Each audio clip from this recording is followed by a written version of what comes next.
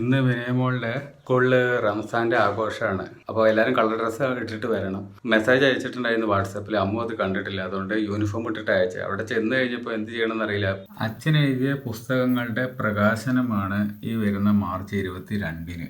ആള് പുസ്തകങ്ങളൊക്കെ എഴുതുന്ന ആളാണ്, കവിതകൾ എഴുതുന്ന ആളാണ്, അങ്ങനെ ഒരു കലാകാരൻ കൂടിയാണ്. കടകുത്തിയിട്ട് അടി കിട്ടിയോ കുട്ടികളായിന്ന്? പൊടിന്ന് പറഞ്ഞോ? ഞാൻ തുണിയിട്ട് സഹായിക്കും. ഹലോ, ഇവിടെ വ്ളോഗില് മനുഷ്യന്റെ അവസ്ഥ മനസ്സിലാക്കൂ. എനിക്ക് പബ്ലിക് ആക്കാൻ ആഗ്രഹമില്ല. ചിലത് പ്രൈവസി പ്രൈവറ്റ് ആയിട്ട് ഇരിക്കണം. എല്ലാം കൂടി വീട്ടിലിട്ടാൽ എങ്ങനെ?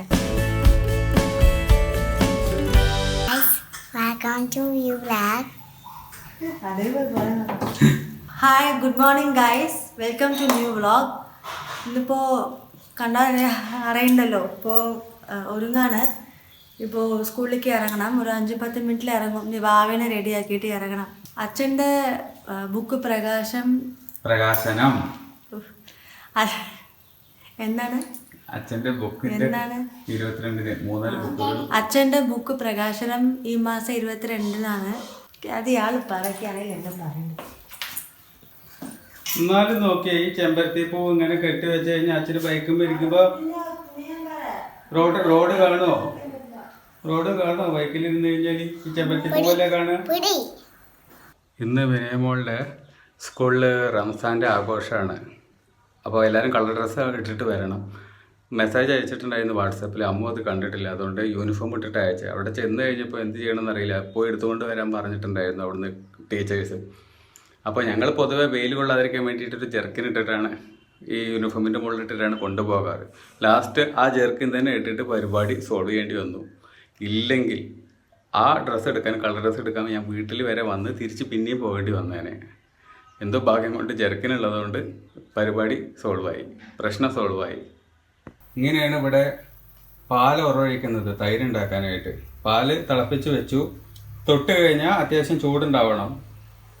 ചൂടുണ്ടാവുക എന്ന് പറയുകയാണെങ്കിൽ ഒരു 42 ഡിഗ്രി ചൂട്. അതിനകത്തോട്ട് ഒരു 2-3 ടീസ്പൂൺ അല്ലെങ്കിൽ ടേബിൾ സ്പൂണ് തൈര് നമ്മൾ എടുത്ത് ഒഴിച്ച് കഴിഞ്ഞാൽ പരിപാടി കഴിഞ്ഞു. ഏകദേശം ഒരു 4-5 ടീസ്പൂൺ ഞാൻ ഒഴിച്ചിട്ടുണ്ട്. ഇത്തിരി ഒഴിച്ചാൽ മതി. എന്നതിന് ശേഷം ഈ അവൻ്റെ അകത്ത് നമ്മൾ എടുത്ത് വെക്കുക ഒരു 5-8 മണിക്കൂർ. അപ്പോൾ ആ ചൂട് അങ്ങനെ കുറേ നേരത്തിന് മെയിൻറ്റെയിൻ ചെയ്തോളും. എടുത്തു കഴിയുന്ന സമയത്ത് ഒരുപാട് വെള്ളമില്ലാത്ത, പിരിഞ്ഞു പോകാത്ത, നല്ല അത്യാവശ്യം മോശമില്ലാത്ത ഒരു കട്ടി തൈര് നമുക്ക് കിട്ടും. ഇതാണ് നമ്മളിവിടെ തൈര് ഉണ്ടാക്കാൻ ഉപയോഗിക്കുന്ന ഒരു മെത്തേഡ്. ഇതിൻ്റെ ചൂട് ശ്രദ്ധിക്കണം. ഒരു 40 ഡിഗ്രി എന്ന് വെച്ച് കഴിഞ്ഞാൽ കൈ വെച്ച് കഴിഞ്ഞാൽ ചൂടുണ്ടോ വെച്ചാൽ ചൂടുണ്ടാവണം. എന്നാൽ കൈ ഇട്ട് കഴിഞ്ഞാൽ പൊള്ളാനും പാടില്ല. ആ ഒരു ചൂട് എന്ന് വെച്ച് കഴിഞ്ഞാൽ ഒരു 40-45 ഡിഗ്രി ആകുമ്പോൾ നമുക്ക് പിടിക്കാൻ പറ്റും. പക്ഷെ കൈ ഇട്ടാൽ പൊള്ളൂല്ല. എന്നാൽ ചൂടുണ്ടായിരിക്കും. ഒരു വാം ഫീൽ ഉണ്ടാവും. ആ ഫീൽ ഉണ്ടാവുന്ന സമയത്ത് തൈര് ഒഴിക്കാൻ പാടുള്ളൂ. അപ്പോഴേ കറക്റ്റ് തൈരായിട്ട് വരുള്ളൂ. തൈരെടുത്ത് അവൻ്റെ അകത്തോട്ട് എടുത്ത് വെച്ചു. എന്തിനാ ഈ 40 ഡിഗ്രി എന്നറിയോ? 40-42 ഡിഗ്രി. ആ ഒരു സമയത്താണ് നമ്മുടെ ഈ പറയുന്ന ബാക്ടീരിയാസ് ഇതെല്ലാം ശരിക്കും വളരുള്ളൂ. അതിന് വേണ്ടുന്ന ഒരു ടെമ്പറേച്ചർ എന്ന് പറയുന്നത് ആ ടെമ്പറേച്ചറിൽ ഭയങ്കരമായിട്ട് തഴച്ച് വളരും. അപ്പോൾ 2-3 ടീസ്പൂൺ നമ്മൾ തൈര് ഒഴിച്ചാൽ തന്നെ ഭീകരമായിട്ട് വളർന്ന് അതൊരു കട്ടിയുള്ളൊരു തൈരായിട്ട് മാറും. ആ ഒരു ടെമ്പറേച്ചർ നമുക്ക് എൻഡ് വരേക്കും മെയിൻറ്റെയിൻ ചെയ്യാൻ പറ്റണം ഒരു 5-8 മണിക്കൂർ നേരത്തേക്ക്. അതാണ് അതിൻ്റെ മെയിൻ ഘടകം. എങ്കിൽ നല്ല കട്ടിയുള്ള, സ്പൂൺ പോലും ഇറങ്ങി പോകാത്ത അതുപോലെ കട്ടിയുള്ള തൈര് കിട്ടും. പക്ഷെ നമ്മളിവിടെ ടെമ്പറേച്ചർ മെയിൻറ്റെയിൻ ചെയ്യാനൊന്നും ഒന്നും ചെയ്തിട്ടില്ല. ചുമ്മാ അതിനകത്തോട്ട് കയറ്റി വെക്കുന്നു, അത്രേ ഉള്ളൂ. അച്ഛൻ എഴുതിയ പുസ്തകങ്ങളുടെ പ്രകാശനമാണ് ഈ വരുന്ന മാർച്ച് 22-ന്. ആള് പുസ്തകങ്ങളൊക്കെ എഴുതുന്ന ആളാണ്, കവിതകൾ എഴുതുന്ന ആളാണ്, അങ്ങനെ ഒരു കലാകാരൻ കൂടിയാണ്. പോകണം എന്ന് ആഗ്രഹമുണ്ട് ഈ പരിപാടിക്ക്.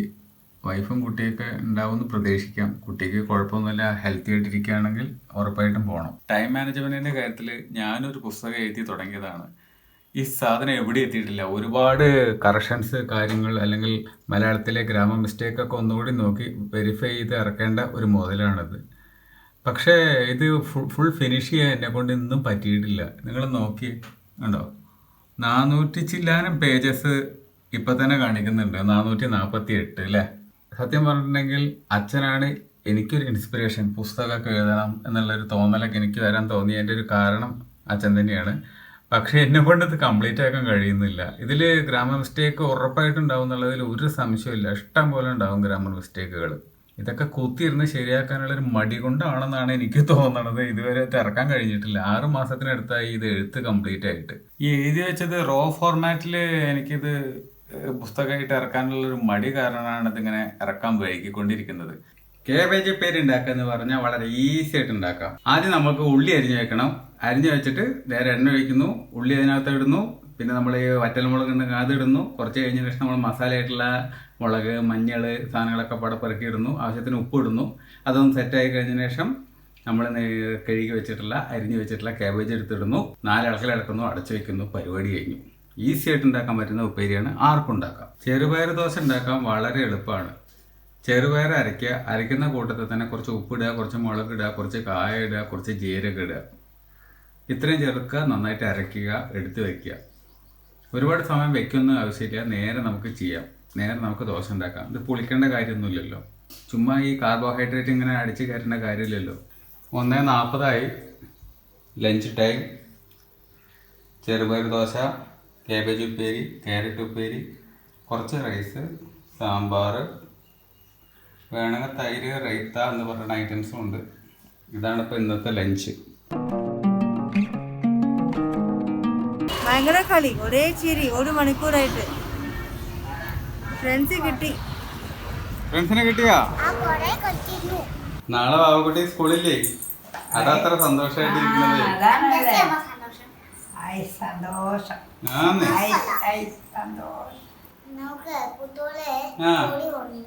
പൊടി കൊണ്ടെന്നോ? പൊടി എന്ന് പറഞ്ഞോ? എന്തിന്?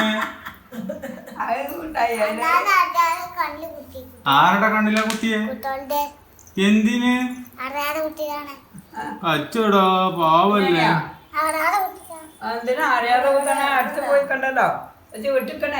കട കുത്തിയിട്ട് അടി കിട്ടിയോ കുട്ടികളായിന്ന്? പൊടി എന്ന് പറഞ്ഞോ?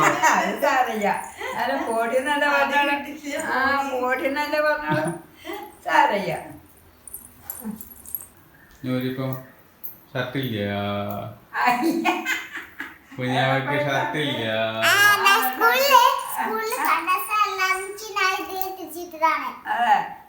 എന്താ അറിയാ രസം?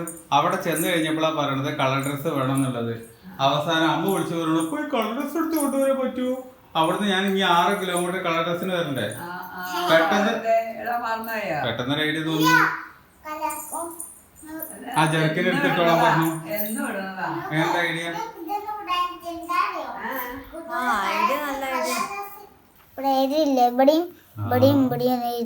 കഴിഞ്ഞേ ഉള്ളൂ അല്ലേ? നല്ല രസമുണ്ടല്ലോ. ഫുള്ളായിട്ട് വരയ്ക്കണം കേട്ടാ. നമുക്ക് ഇനി അമ്മേനെ സഹായിക്കാൻ പോവാ. തുണി ഉണക്കാൻ ഇടാൻ പോവാ. ഇപ്പൊ രാത്രി അങ്ങനെ ഇരുന്നോട്ടെ. ഇപ്പൊ രാത്രി ഇട്ട് കഴിഞ്ഞാൽ കുഴപ്പമില്ലല്ലോ. നാളെ രാവിലെ ഇടാൻ പോയാലേ വെയിൽ കൊണ്ട് നമ്മുടെ ഒരു വഴിയാവും ആ കുട്ടിയെ. എൻ്റെ ഈശ്വര ഗൈസ്, നിങ്ങളിത് നോക്കണം. ഇത് വാവക്കുട്ടിയുടെ പണിയാണ്. 2 ദിവസം മുമ്പ് നമ്മൾ വന്നില്ലേ? ആ സമയത്ത് അവളിവിടെ എന്താ കൈ കഴുകാനോ മൂത്രയിക്കാനോ എന്നൊക്കെ പറഞ്ഞിട്ട് ഇവിടെ ഇരുന്നിട്ട് പൈപ്പ് തുറന്നതാ. എന്നിട്ട് ശരിക്കും പൂട്ടിയില്ല. എന്നിട്ട് നോക്ക് വാവക്കുട്ടി, നോക്ക്, ഇവിടെ ഫുള്ള് വെള്ളം. എങ്ങനെയുണ്ട്? ഫുള്ള് വാവത് മര്യാദക്ക് അടച്ചിട്ടില്ലല്ലോ. വാവ അടച്ചൊന്നും എഴുതിയിട്ട് അച്ഛനും നോക്കിയില്ല. ആ ഡ്രോപ്പ് വന്ന് വന്ന് വന്ന് വന്ന് വന്ന് ഇവിടെ ഫുള്ള് കണ്ടോ? കണ്ടോ ചേട്ടനുണ്ടോ? കണ്ടോ? വാവയുടെ പണിയല്ലേ, പിന്നെ ആരുടെ പണിയാ? അപ്പോഴാണ് അച്ഛൻ അടച്ചത്. ഈ ഓരോ ഡ്രോപ്പായിട്ട് ഇത്രയും വെള്ളം. സി അവിടെ കാർ പോർച്ചാണത്. അതിനകത്താണ് സൈക്കിൾ പോർച്ച്. ആ സൈക്കിളിന്റെ വീടാണ്. ഇനി അറിയില്ലെങ്കിൽ ശ്രദ്ധിച്ചോ, സൈക്കിളിന്റെ വീടാണത്. കണ്ടല്ലോ? ആ ഞങ്ങളുടെ സൈക്കിളിന്റെ വീടിന്റെ അച്ഛൻ ഹെൽപ്പ് ചെയ്തോളാം. വാവ ഓടിച്ചോ കേട്ടോ. ആ അച്ഛൻ എടുത്തു തരാം. വാവ എടുത്ത് ഓടിച്ചോ കേട്ടോ. ഞാൻ തുണിയിട്ട് സഹായിക്കും. ഹലോ, ഇവിടെ വ്ളോഗില് മനുഷ്യന്റെ അവസ്ഥ മനസ്സിലാക്കൂ. എനിക്ക് പബ്ലിക് ആക്കാൻ ആഗ്രഹമില്ല. ചിലത് പ്രൈവറ്റ് ആയിട്ട് ഇരിക്കണം. എല്ലാം കൂടി വീഡിയോയിൽ ഇട്ടാൽ എങ്ങനെ? അത് ഓഫ് ആക്കാൻ പറയാവേ. ഏതിനാരുണ്ട് ഒരു വീഡിയോ എടുത്തിട്ട് കാണിക്കണം?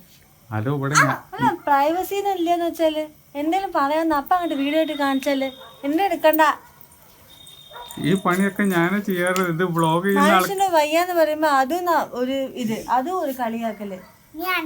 ഞാൻ ടോളാ വേണ്ട ഞാൻ ഇട്ടോളാം. അവേ നമ്മളല്ലേ ഇത് തോരിടാൻ എന്നും. ആ നിങ്ങള് രണ്ടുപേരും ടീമായില്ലേ? അച്ഛനും ഒറ്റയ്ക്ക് ആക്കിയില്ലേ? പ്രൈവസി ഒന്നും ഇല്ലാന്ന് എന്ത് പറയാൻ വന്നാലും അപ്പൊ അങ്ങോട്ട് വീഡിയോ പബ്ലിക് ആക്കണം. ഇതിപ്പോ ഡെയിലി ലൈഫ് എല്ലാം ആയോണ്ടല്ലേ. ചിലത് പ്രൈവറ്റ് ആയിട്ട് വേണത് എല്ലാം കൂടി അങ്ങോട്ട് ആക്കാൻ എനിക്ക് താല്പര്യമില്ല. ഞങ്ങളല്ലേ തോരിടാറ്. ഭർത്താവിനത്ത് കുറച്ച് ഷെയർ ചെയ്യാനുണ്ടാവും എനിക്ക്. അതിങ്ങനെ നാട്ടുകാരെ കാണാൻ എനിക്ക് ഇതില്ല. ഭർത്താവിന്റെ അടുത്ത് സംസാരിക്കാൻ ഒരു ഇത് ഇല്ലാന്ന് വെച്ചാൽ അത് കഷ്ടം തന്നെ ആയി പോയില്ല. ഒന്നും മനസ്സ് തുറന്ന് സംസാരിക്കാൻ പറ്റില്ല എന്ന് വെച്ചാൽ അപ്പ വരും ക്യാമറയുടെ മുന്നേ.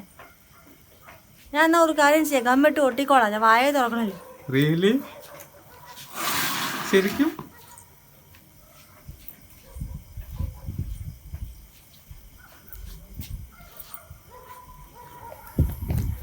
അല്ല ഗൈസ്, എനിക്ക് അറിയാൻ പാടില്ല എന്നിട്ട് ചോദിക്കുക. ഈ ഡെയിലി വ്ളോഗ് എന്ന് പറഞ്ഞാൽ ഡെയിലി നമ്മുടെ ജീവിതത്തിൽ നടക്കുന്ന കാര്യങ്ങളല്ലേ? ഡെയിലി ജീവിതത്തിൽ നടക്കുന്ന കാര്യങ്ങളാണ്. ഞാൻ സ്കൂളിൽ പോയിട്ട് വരും, വന്ന് ട്യൂഷൻ എടുക്കും. ആകെ കിട്ടുന്ന ഇത്തിരി സമയം, അതിൽ 10 മിനിറ്റ് എന്തെങ്കിലും പറയാൻ എനിക്കുണ്ടാവും. അതും കൂടി ഇങ്ങനെ ക്യാമറ ഇട്ട് എന്നൊക്കെ എന്തെങ്കിലും പറയാൻ തോന്നുമോ? പിന്നെ ഞാൻ എന്ത് വെച്ചിട്ട് വ്ളോഗ് എടുക്കും? കുറച്ച് നേരം അത് പിന്നെ എടുത്തേ. പറയുന്ന സമയത്തിൽ എടുക്കേണ്ട ആവശ്യമില്ല. ആണെങ്കിൽ ഞാൻ ഒന്നും പറയണില്ല. ഇതിലുണ്ടാവും നിങ്ങൾ കാണുന്ന വ്യൂവേഴ്സിൽ ആരെങ്കിലും വൈബ്സ് ആയിട്ടോ ആരെങ്കിലും എല്ലാം കല്യാണം കഴിഞ്ഞിട്ട് ഉണ്ടാവുമല്ലോ. എൻ്റെ സ്ഥാനത്ത് നിന്ന് ആലോചിച്ച് നോക്കൂ. ഞാൻ വീട്ടിലിരിക്കുന്ന ആളല്ല, ജോലിക്ക് പോയി വന്ന് ട്യൂഷനും കാര്യങ്ങളാണ്, വളരെ ബിസിയാണ്. എനിക്ക് ശ്വാസം വിടാൻ പോലും സമയമില്ല. ബിക്കോസ് ഞാൻ വലിയ ക്ലാസ് എടുക്കുന്ന കാരണം പബ്ലിക് എക്സാം അതും ഇത് ബോർഡ് എക്സാം അതിൻ്റെ ഭയങ്കര ഒരു ഇതായിരുന്നു, ടെൻഷനും കാര്യങ്ങളും. ഇപ്പോൾ എക്സാം തീർന്നു. ഇപ്പോൾ ഇനി ഒരു എക്സാം കൂടെ ഉള്ളൂ. ഇപ്പോൾ കുറച്ച് ഫ്രീ ആണ്, ട്യൂഷൻ ഇല്ല. ബസ് സ്റ്റിൽ രാവിലെ ഞാൻ പോയിട്ട് വരുന്നതാണ്. അപ്പോൾ വന്ന് കുറച്ച് ഭർത്താവിൻ്റെ അടുത്ത് എന്തെങ്കിലും സംസാരിക്കണമെന്ന് എനിക്ക് പറയാനുണ്ടാവും. അപ്പം ഉണ്ടാവും വീഡിയോ എടുത്തോളൂ. നമ്മുടെ ഡെയിലി വ്ളോഗാണ്. എന്നാലും പ്രൈവറ്റായിട്ട് ഒരു 5-10 മിനിറ്റ് ബാക്കിയുള്ളവർക്ക് എക്സ്പെക്ട് ചെയ്യുന്ന തെറ്റാണോ? അങ്ങനെയാണെങ്കിൽ ഒന്നും വേണ്ടുന്നില്ല. ശരിയാണ് പറഞ്ഞത്, ശരിയാണ്. കുറച്ച് പ്രൈവസി വേണം. പ്രൈവസി കിട്ടുന്നുണ്ടല്ലോ. നമ്മൾ അതല്ലാത്ത കാര്യങ്ങളെല്ലാം എടുക്കുന്നത്. ഇപ്പോൾ ഇവിടെ തുണി തോരിടുന്നതിനകത്ത് എന്ത് പ്രൈവസിയാണുള്ളത്? എനിക്കറിയാൻ പാടില്ല. ഞാൻ തോരിട്ടോളാന്ന് പറഞ്ഞു, കേൾക്കണില്ല. ഇതൊക്കെ ഇപ്പം എങ്ങനെ? എനിക്കറിയാൻ പാടില്ല. ഫാമിലി എന്ന് പറഞ്ഞാൽ ഇതൊക്കെയാണ് അവസ്ഥ. എപ്പോൾ എന്ത് അൺഎക്സ്പെക്റ്റഡ് ആണ് ടോട്ടലി. പൊതുവെ ലേഡീസ് തന്നെ ഈ കൂട്ടത്തിൽ പെട്ടതാണ്, അൺഎക്സ്പെക്റ്റഡ് ആണ്. എന്താ രണ്ടും കൂടി പ്ലാൻ ചെയ്യുന്നുണ്ടല്ലോ? ഹലോ, എന്താ കുണു ഇവിടെ നടക്കണ്ടല്ലോ? കപ്പ അച്ഛൻ മാറ്റിത്തരാം. ഓ, അച്ഛൻ വ്ളോഗ് എടുക്കുന്നതുകൊണ്ട് വാവ സൈലന്റ് ആയിട്ട് പറയല്ലേ, സ്വകാര്യമായിട്ട് സൗണ്ട് കേൾക്കാതിരിക്കാം. വാവ സൂപ്പർ ആയിട്ടോ, നല്ല ഐഡിയ. കേസ് ഓൺ ക്യാമറയിൽ മാത്രമാണ് തുണി തോരെടുത്ത പരിപാടിയുള്ളൂ. ഓഫ് സ്ക്രീനിൽ ആള് റെസ്റ്റ് എടുത്തുകൊണ്ടിരിക്കുകയാണ്. ഈ പാവം ഞാനടുത്ത് മൊത്തം അലക്കിയിട്ട് ഉണക്കി എടുത്തുകൊണ്ടിരിക്കണേ. തോരിട്ടുകൊണ്ടിരിക്കണേ അലക്കിയ സാധനങ്ങളൊക്കെ. ഈ മുതൽ ഫുള്ള് സൈക്കിളിൻ്റെ മുകളിൽ കളിയാണ്. ഹലോ റെസ്റ്റിംഗ് ബേബി, തുരുമ്പ് പിടിച്ചു ഇങ്ങനെ റെസ്റ്റ് പിടിച്ചിരുന്നാൽ. എന്താ ഉണ്ടാത്ത്? ശുണ്ടി മൂക്കത്താണല്ലോ. ഒരു ശുണ്ടിയില്ല. ശുണ്ടിയായിട്ട് എന്ത് പ്രയോജനം? അതൊക്കെ കേൾക്കണ ആളുടെ അടുത്ത് വേണ്ട കാണിക്കാൻ. എന്തൊരു പാവം. അയ്യോടോ, മയില് വരലിട്ടാ പോലും കടിക്കില്ല.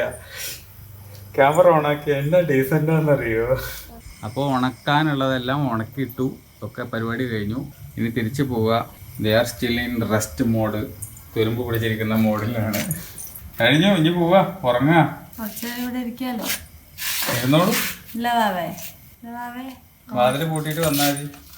അറിയാം, അപ്പൊ അവളെ പെട്ടെന്ന് ഇറങ്ങുള്ളൂ. ഇതിനൊക്കെ സൂത്രങ്ങളുണ്ടേ, ഒരാളെ ഇളക്കാൻ ഇറങ്ങി പോവാനൊക്കെ. എന്നാ കൂട്ടിട്ട് വരുന്നുണ്ട് കേട്ടോ.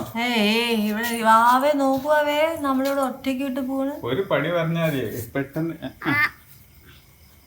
യൂട്യൂബിൽ നമ്മുടെ ഈ ചാനലിൻ്റെ അനലിറ്റിക്സ് നോക്കിക്കൊണ്ടിരിക്കുകയായിരുന്നു. എത്ര വ്യൂസ് വരുന്നുണ്ട് 48 അവേഴ്സിൽ എന്നൊക്കെ ഉള്ളത്. ഇപ്പോൾ ഇതിൽ കാണിക്കുന്നത് കാണാൻ പറ്റും. 48 അവേഴ്സിനകത്ത് നമുക്ക് 1541, 1600 കടന്നു പോയിരുന്നു. ലാസ്റ്റ് 60 മിനിറ്റിനകത്ത് 60 വ്യൂസ് വന്നിട്ടുണ്ട്. അപ്പോൾ ഇങ്ങനെയാണ് ഇപ്പോൾ നമ്മുടെ ചാനൽ പോകുന്നുണ്ട്. സത്യം പറഞ്ഞിട്ടുണ്ടെങ്കിൽ ചാനലിൻ്റെ ചെറിയ രീതിയിലുള്ള ഒരു ഗ്രോത്ത് ആണെങ്കിൽ പോലും എനിക്കിത് വളരെയധികം സന്തോഷം നൽകുന്ന ഒരു കാര്യമാണ്. കാരണം നമ്മുടെ കണ്ടന്റ് കാണാനും അല്ലെങ്കിൽ നമ്മുടെ ഡെയിലി വ്ളോഗ് കാണാനും ഈ കോടാനുകൂടി ജനങ്ങളിൽ കുറച്ച് പേരെങ്കിലും ഉണ്ടല്ലോ. ഒരു 5-10 പേരാണെങ്കിലും ശരി, അവർക്ക് വേണ്ടി വീഡിയോ ചെയ്യുമ്പോൾ അതിൽ നിന്ന് കിട്ടുന്ന ഒരു സന്തോഷം അത് വേറെയാണ്. ആൾക്കാരുടെ എണ്ണമല്ല, കാണാൻ ആളുണ്ട് എന്നുള്ളതാണ് എൻ്റെ സന്തോഷം. കൂടുതൽ ആൾക്കാർ വരികയാണെങ്കിൽ കൂടുതൽ സന്തോഷം. ഇത് റിയൽ ആയിട്ടുള്ള അനലിറ്റിക്സ് ആണ്, ലൈവാണ്. അപ്പോൾ പറഞ്ഞു വരുന്നത് എന്താണെന്ന് വെച്ച് കഴിഞ്ഞാൽ, നാളെ കുട്ടിക്കും അമ്മയ്ക്കും ലീവാണ്, വൈഫിനും കുട്ടിക്ക് ലീവാണ്, സ്കൂളിൽ ലീവാണ്. മറ്റന്നാളെ പോകണ്ടു. അപ്പോൾ നാളെ എന്തെങ്കിലും ഒരു സ്പെഷ്യൽ ഉണ്ടാക്കണം. എന്തെങ്കിലും ഒരു ചിക്കനോ മട്ടനോ അല്ലെങ്കിൽ ബീഫോ എന്തെങ്കിലുമൊക്കെ ഒന്ന് കൊണ്ടുവന്നിട്ട് ഉണ്ടാക്കണം നാളെ. ഈ സാധനമൊക്കെ ഉണ്ടാക്കാൻ എക്സ്പീരിയൻസ് ഉള്ള എക്സ്പെർട്ട് ആയിട്ടുള്ള ഒരാളാണോ? No, not at all. ഒട്ടും തന്നെ എനിക്ക് എക്സ്പീരിയൻസ് ഇല്ലാത്ത ഫീൽഡാണ്. എനിവേ നമുക്ക് ട്രൈ ചെയ്യാം. ചിലപ്പോൾ സക്സസ് ആവും അല്ലേ, ചിലയിടത്ത് ശരിയാവും, ചിലയിടത്ത് ശരിയാവില്ല എന്നുള്ളതല്ലേ. എനിവേ നമ്മുടെ ഇന്നത്തെ വ്ളോഗ്, കുട്ടി വ്ളോഗ് ഇത് അവിടെ എൻഡ് ചെയ്യാൻ പോവാണ്. ഇന്നത്തെ വ്ളോഗ് എല്ലാവർക്കും ഇഷ്ടമായിട്ടുണ്ടാവും എന്ന് വിചാരിക്കുന്നു. ഇഷ്ടമായിട്ടുണ്ടെങ്കിൽ ലൈക്ക് ചെയ്യുക, കമൻറ്റ് ചെയ്യുക, സബ്സ്ക്രൈബ് ചെയ്യുക. മറ്റൊരു വ്ളോഗ് നമുക്ക് വീണ്ടും കാണാം. ബൈ.